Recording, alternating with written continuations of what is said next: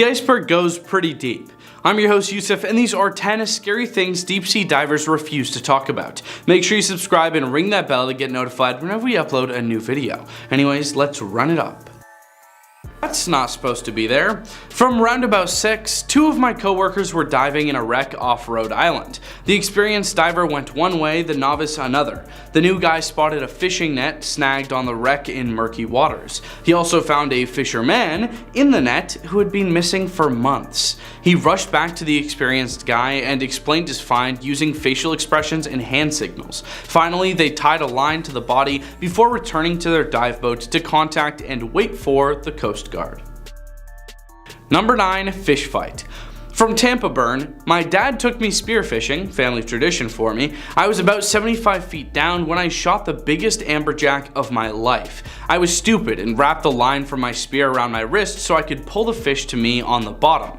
The thing was bigger than me and started flying up to the surface, so I'm going up and down, then up and down, and finally, he swam back down towards the wreck and I managed to snag my gun on a beam from the rusting hull. I took a second to breathe and realized how close to blacking out I was. My head was pounding, my ears felt like they were going to explode and implode at the same time from all the pressure changes. My mask was filling with blood since I burst a blood vessel in my nose in the fight. I should have lost. The moment I touched him, the fish went ballistic. It was like our fight was starting all over, this time in close quarters. I just wrapped my legs around him like a rodeo star and tried to find a sweet spot for my knife. I had my knees locked around the spear with the fish like a kebab in the middle. I took one jab and it deflected off his skull. Those guys have a tough head. Number 8. Snaky Waters. From Apricot Princess, coming up from a dive in Indonesia, didn't realize a sea snake was coming up for air at the same time until I surfaced. Everyone on the boat just started yelling "snake." I kept my distance and it went back down, but it freaked me out how close it was. If they hadn't warned me, I might have run into it. Did a second dive and saw the bugger again. He kept following me for a bit and that freaked me out. Number 7. Speedboat scare.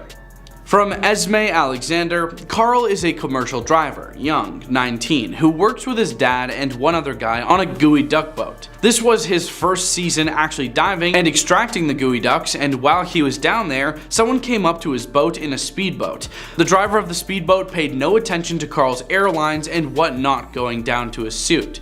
So he was about 50 feet down when the boat engine sucked his lines, pulling Carl from 50 feet to about 8 feet in 2 seconds. He was scared to say the least. Survived, didn't get the bends.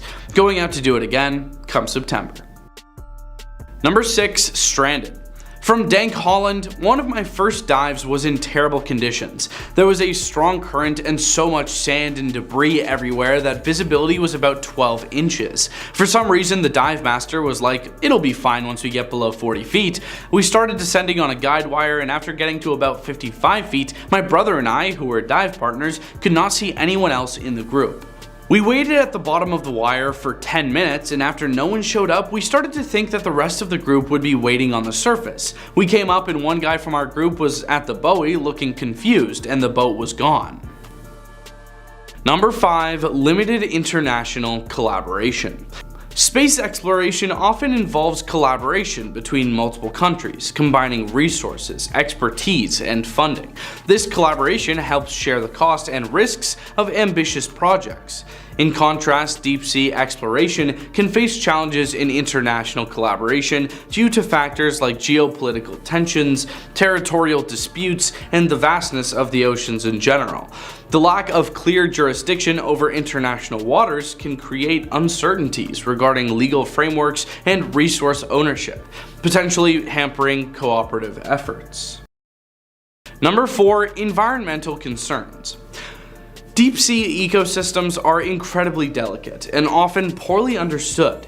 The potential disruption caused by exploration activities such as deep-sea mining, oil and gas extraction, or the collection of biological specimens can lead to significant ecological damage. The slow growth rates and unique adaptations of many deep-sea species make recovery from disturbances a lengthy process. As a result, ethical and environmental considerations require careful planning and regulatory oversight to minimize negative impacts. I mean, just from research in the past, we've introduced whole ecosystems into North America and other places in the world. So I understand why we're going a little bit easy on the oceans now. Number 3, unpredictable conditions.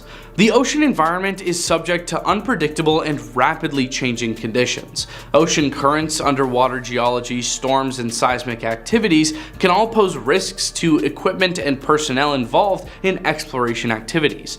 Planning and executing expeditions in such an environment require robust risk assessment, advanced forecasting, and adaptable technologies to ensure the safety of operations. Number 2, unknown returns on investment. Space exploration often presents opportunities for technological innovation and potential resource utilization, such as satellite communication technology and mineral resources on celestial bodies. In comparison, the tangible returns on investment from deep-sea exploration are less clear. While there is potential for deep-sea mining and bioprospecting, the economic viability and environmental sustainability of these activities are still being studied and debated. This uncertainty can make it challenging to attract private investment or government funding for extensive deep-sea exploration. To me, this is just kind of unfortunate. I mean, just because we're not getting something back doesn't mean we shouldn't study it, right? Number 1, legal and regulatory challenges. The complex legal landscape of the ocean poses challenges for exploration and resource exploitation. International waters are beyond the jurisdiction of any single country, leading to debates over who has the right to access and exploit resources. Developing a comprehensive legal framework that addresses environmental protection, resource management, and equitable sharing of benefits from deep-sea exploration requires international cooperation and negotiation, which we probably won't get. Thanks for watching. Those were 10 scary things deep-sea divers refuse to talk about. Leave a like and comment if you think we missed anything, and we hope you have a scary day.